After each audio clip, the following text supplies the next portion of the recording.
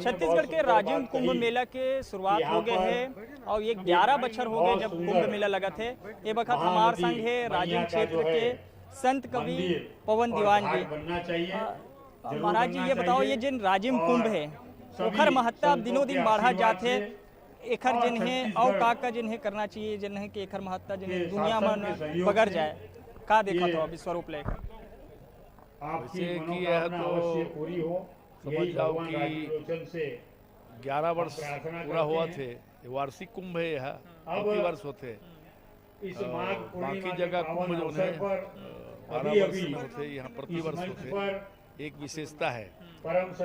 दूसरी बात यह है कि यहाँ पूरा छत्तीसगढ़ प्रदेश के और पूरा भारतवर्ष के और विदेश से भी तीर्थ यात्री यहाँ आते हैं। परम श्रद्धेय संत श्री युधिष्ठिर लाल जी का भी और कहा है कि माघ पूर्णिमा पर ये छत्तीसगढ़ जो है प्राचीन दक्षिण कौशल, पहले दक्षिण कौशल नाम अभी आप सबको कौशल्या माता जन्मभूमि है, भगवान राम के ननिहाल है और वनवास के अधिकांश समय भगवान छत्तीसगढ़ में बिताए हैं।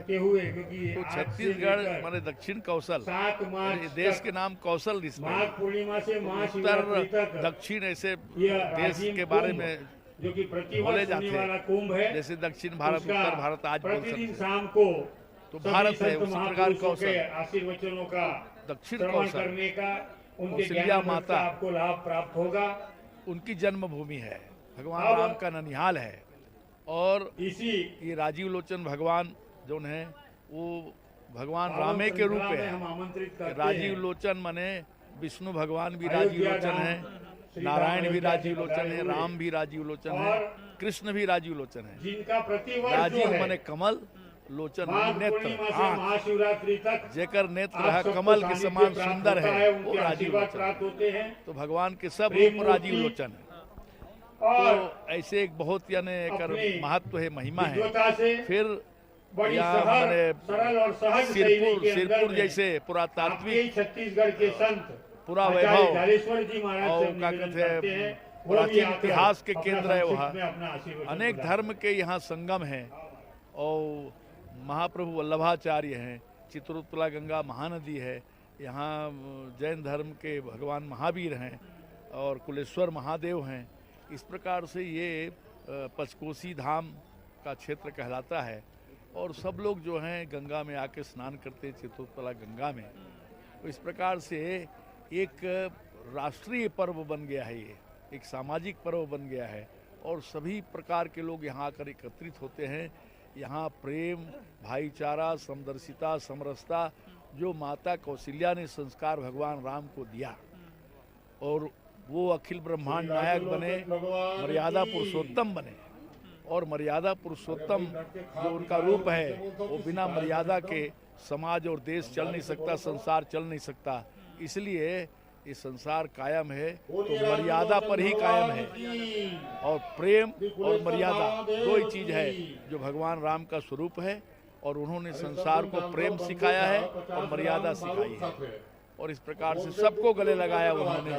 तो चाहे वो सतयुग हो, त्रेता हो, द्वापर हो, कलयुग हो, हर समय हमको भगवान राम के नाम की जरूरत पड़ेगी। अच्छा, एक चिंता जिन्हें देखेला मिलते कि हमन आज महानदी के जिन स्वरूप है ओला देखा था, पैरी सोरो कहीं न कहीं ऐसे लगा था कि जैसे अब नदियाँ जिन्हें पटावत जाते, सुखावत जाते, एक चिंता अभी ये हवा है। तो एक बार का करना चाहिए हम, जैसे आज कुंभ में हमने देखा था पानी नहीं रहा है, छोड़े ला पड़ते डैम से, ये बड़ा चिंता के विषय है। कोई बड़ा भारी समस्या न है। ऐसे नदी मन के स्थिति तो कई जगह देखे में आते, प्रत्येक नदी के यही स्थिति हो चुके हैं।